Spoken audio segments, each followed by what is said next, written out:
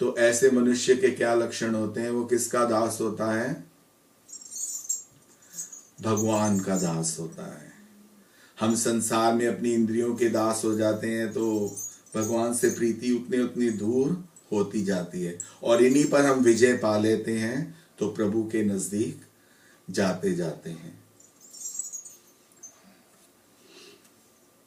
उस भक्त की बात भगवान सुनते हैं, केवल सुनते ही नहीं, उसकी आज्ञा का भी पालन करते हैं। देखिए, आज्ञा, शास्त्रकार ने लिखा, आज्ञा मीन्स हम आज्ञा किसको देते हैं? जो हमसे नीचे होता है, जो हमारे नीचे लोअर लेवल का होता है, तो हम उसको कहते हैं दिस इज माय ऑर्डर, के इसको ओबे कर। तो भक्त भी प्रबल प्रेम के पाले पढ़कर प्रभु को नियम बदलते देखा। अपना मान टले तो टल जाए, पर भक्त का मान न टलते देखा। हम लोगों को भी ऐसा जीवन में ऐसा सौभाग्य, कभी उससे इतना प्रेम होगा तो वह आएगा। लेकिन शास्त्र में ऐसी बहुत सी बातें हैं। जब भीष्म पितामह ने, जब एक ये इसी युद्ध में गीता में आता है कि भक्त के कितने भगवान प्रबल उसके प्रेम में पड़ जाते हैं।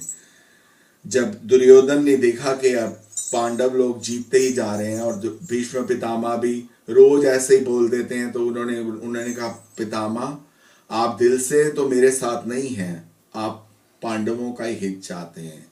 तो उन्होंने बोला कि नहीं, तू अपनी पत्नी को जब मैं सुबह भेज, अपना भगवान से ध्यान लगाऊंगा, उसको भेजना, और कल एक ना एक पांडव को मैं जरूर मार दूंगा, गिरा दूंगा। क्योंकि उन्होंने हृदय में प्रतिज्ञा की थी कि जो भी इस राज्य सिंहासन पर बैठेगा उसमें मैं उसकी, अपने पिता की छवि देखूंगा।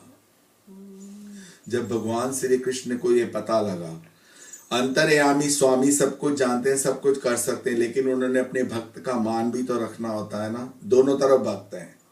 वो द्रौपदी के पास बोले, रात को गए, बोले द्रौपदी मेरे साथ चल। द्रौपदी चलने लगी। द्रौपदी ने कहा, कहाँ? कहते प्रश्न नहीं करो इस समय, चलो। चलने लगी तो उसकी राजरानी थी, तो उसके जो सोने की चरण पादुकाएं थी उसमें घुंघरू लगे हुए थे, वो घुंघरू छन छन करके बजने लगे।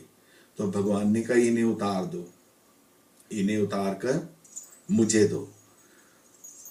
भगवान भक्त का कितना प्रेम होता है। देखिए, जब अगर हम भक्ति के उस तुल्य पहुंच जाते, जैसे माता पुत्र, उससे भी अलग, माता का पुत्र से कितना स्नेह होता है ना, कितना स्नेह होता है कि माँ बच्चे को खिला रही होती है, उसको उसी में से खिला देती है। लेकिन हम वैसा नहीं कर सकते, जैसा कि मासी भी हो, बोलते जूठा नहीं खाना, माँ की बहन ही है, लेकिन माँ जब अपने हृदय अपने से करती है तो नहीं है। तो ऐसे ही ये प्रेम होता है। तो भगवान ने वो कहा, ये चरण पादुकाएं मुझे दे दो। उसको अपनी बगल में ऐसे दबा लिया और बोला, जाओ अंदर जाओ। भीष्म पितामह अपनी तपस्या में बैठे हैं, जाकर दंडवत प्रणाम करके उनके चरणों में लेट जाओ। और जब तक वो ना कुछ बोले, ना तुमने हिलना है, ना कुछ करना है, तुमने उठना भी नहीं है। उधर दुर्योधन को बोला था, उसने कहा अभी तो सुबह होगी, तब मैं भेजूंगा अपनी पत्नी को, उसको बोल दूंगा। उसने कहा, जाना, आशीर्वाद ही तो लेना है मुझे, इससे क्या मिलता है? आशीर्वाद ही जा करके लेना है। वो तो कभी भी ले सकते हैं समय पर, लेकिन समय का जो सदुपयोग नहीं करता। जैसे हम लोग जन्म में सोचते हैं कि हमारा जब अंतकाल आएगा, भगवान ने, कृष्ण ने गीता में बोला कि अंतकाल में भी जो मुझे स्मरण करता है, मुझे याद करता है, वो मेरे धाम में आता है। लेकिन अंतकाल करते करते वो अभ्यास नहीं होता, तो हमें बहुत अंत ही हो जाता है। तो ऐसे ही द्रौपदी ने समय का सदुपयोग किया, भगवान की आज्ञा को माना, कोई क्वेश्चन नहीं करा। मैं नहीं थी, सरेंडर कर दिया। नहीं तो बोलती, मैं राजरानी हूं, इस समय मुझे कहां जाने की क्या जरूरत है भगवान, मैं सुबह चलूंगी, पहले मुझे बताओ कहां जाना है। लेकिन भगवान से, क्योंकि उसको पूर्ण विश्वास था कि ये मेरा अहित कभी नहीं होने देंगे। यही हमारा विश्वास डोलता है, डगमग रहता है, फ्लक्चुएट करता है, कभी बढ़ जाता है, कभी कम होता है। लेकिन जो परम भक्त होता है, वो कैसी भी विपत्ति आ जाए, उसका विश्वास डोलता नहीं है। यही फर्क होता है कि हम दिन रात ध्याते हैं, उसके गुण गाते हैं, तो भी हम इतनी दूरी, वो दूरी बनी रहती है, क्योंकि हम कदम अपने हृदय से उठा नहीं पाते हैं। जैसे द्रौपदी ने 1 मिनट में आज्ञा पालन की और वो चली गई, जब लेट गई जाकर के दंडवत प्रणाम करके लेट गई। जब पितामह उठे, उन्होंने सोचा कि दुर्योधन की, उन्होंने बोला अखंड सौभाग्यवती भव, अखंड सौभाग्यवती भव, यानी सदैव तेरा ये चूड़ा और सिंदूर ये तेरा सदैव अखंड रहे, इसका कोई खंड ना हो। तो उसने अपना घूंघट ऊपर करा तो बोलती पितामह कौन सा वचन सत्य होगा? अखंड, मेरे तो 5 पति हैं।